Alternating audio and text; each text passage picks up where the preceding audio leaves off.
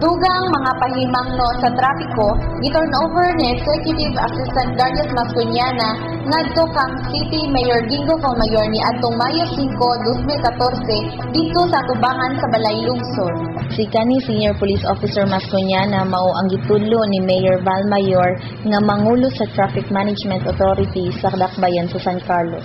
Si Mascuñana naaghat sa paghimo sa maong lakang tungod kay iyang nakita og nasuta nga ang mga traffic signs nga gigamit karon pulos mga substandard sa iyang gitas-on. Gawas na daan na ang iyang mga pintal nga angayan nga ilisan ug dungagan.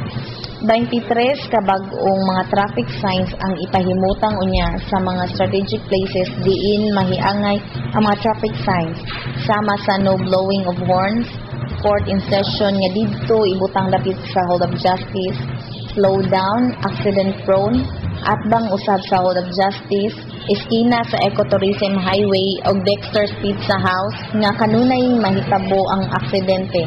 No entry from 6 a.m. to 7 p.m. dito ibutang sa corner Gustilo ug Locsin og sa Valdivia, Carmona, Medina Streets, loading and unloading only sa public plaza, VM Atienza Avenue ug uban pa nga mga dapit diin mahiangay ug kinahanglanon ang mga pahimangno sa trapiko. Ang maong mga signages nahimo pinaagi sa paningkamot ni Mr. Mascuñana ug inabagan usab sa maayong kabubuton ni Mr. Rolando Bibot Mosquera tag-iya og tagdumala sa Jaguar Lending Corporation kinsa maoy mihatag og miabaga sa gasto sa paghimo sa maong mga traffic signs nga mikabat ngadto sa 65,000 pesos ang tanan.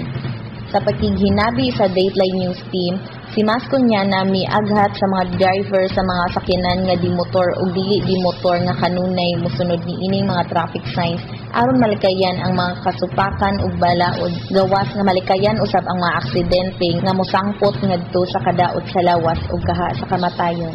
Sumala sa ato ang mga ordinansa sa trapiko nang ibugna sa ato ang sangguniang panglungsod sa syudad.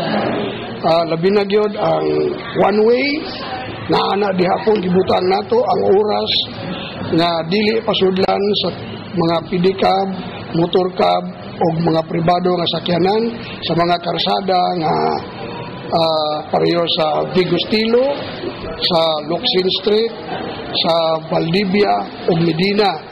Then sa ato ang bag-o nga traffic signs naa dira nahipatik ang oras diin dili kana siya pasudlan o one way o ang ordinansa nga gimugna para ni ana nga one way. Ang violation na siya naa dira para nga maedukar ang mga tao, makahibaw sila nga anaa di ay ordinansa nga gihimo ang ato ang sanggunian dahil sa ato ang trapiko sa San Carlos. Dito may tambong usab sa maong pag-turnover sila si Darius Mascuñana, Bibot Mosquera, si DRRMO Executive Officer Joe Recalex Alingasa ug uban pa. Kini nga mga pangimangno sa trapiko alang sa mga motorized vehicles pinasikad sa Section 8 sa City Ordinance Number 07-05.